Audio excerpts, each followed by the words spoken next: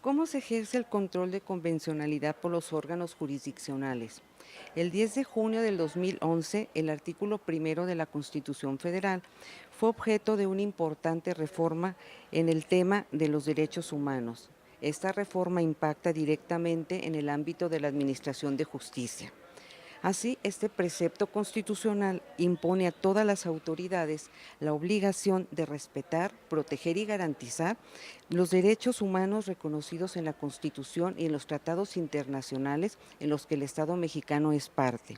Desde esta perspectiva, todos los órganos jurisdiccionales del país deberán ejercer el control de convencionalidad de las normas, atendiendo no solo a los derechos humanos contemplados en la Constitución, sino también en los tratados internacionales en los que el Estado mexicano es parte. De esta forma se inicia un cambio sustantivo tanto en el ámbito legal como en el plano constitucional y desde luego en las obligaciones de las diversas autoridades, particularmente en las que corresponden a los jueces. Pero, ¿cómo se ejerce este control de convencionalidad? Los órganos del Poder Judicial de la Federación, en múltiples criterios, han detallado cuáles son los supuestos a través de los cuales se lleva a cabo este control. Un primer supuesto consiste en que las partes en el juicio pueden plantear argumentos por los que consideren que una norma debe declararse inconvencional, ya sea en su demanda o en su contestación. En este primer supuesto, el juzgador está obligado a analizar y a pronunciarse sobre la convencionalidad o inconvencionalidad de la norma.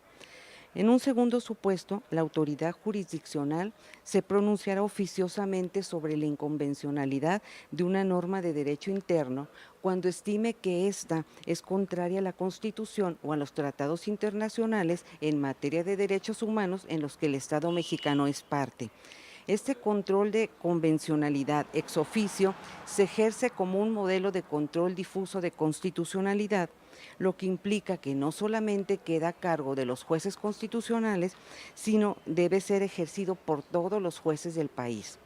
Acorde a este modelo de constitucionalidad y entre los términos del segundo párrafo del artículo primero de la Carta Magna, las normas deben interpretarse de conformidad con esta y con los tratados internacionales en materia de derechos humanos. Esto implica que se debe realizar un análisis de confrontación y de compatibilidad con los instrumentos internacionales. De lo anterior emerge la siguiente interrogante: ¿cómo deben los jueces interpretar las normas para determinar que no son acordes a la Constitución y a los tratados internacionales? Bueno, encontramos aquí tres supuestos. El primero es la interpretación que debe ser conforme en un sentido amplio.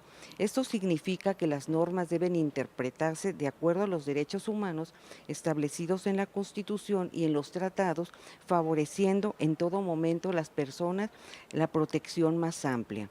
Luego, la interpretación debe ser conforme en sentido estricto, lo que implica que cuando hay varias interpretaciones jurídicamente válidas, se debe partir de la presunción de constitucionalidad de las leyes y preferir aquellas que hace a la ley acorde a los derechos humanos. Finalmente, el juzgador está facultado para inaplicar las normas que menos beneficie cuando las alternativas anteriores no son posibles, sin que esto signifique que pueda declarar su inconstitucionalidad, ya que esta facultad está reservada de manera exclusiva a los órganos del Poder Judicial de la Federación. En conclusión, el control de convencionalidad constituye un ejercicio de confrontación que necesariamente debe realizar el juzgador entre una norma interna y la norma convencional.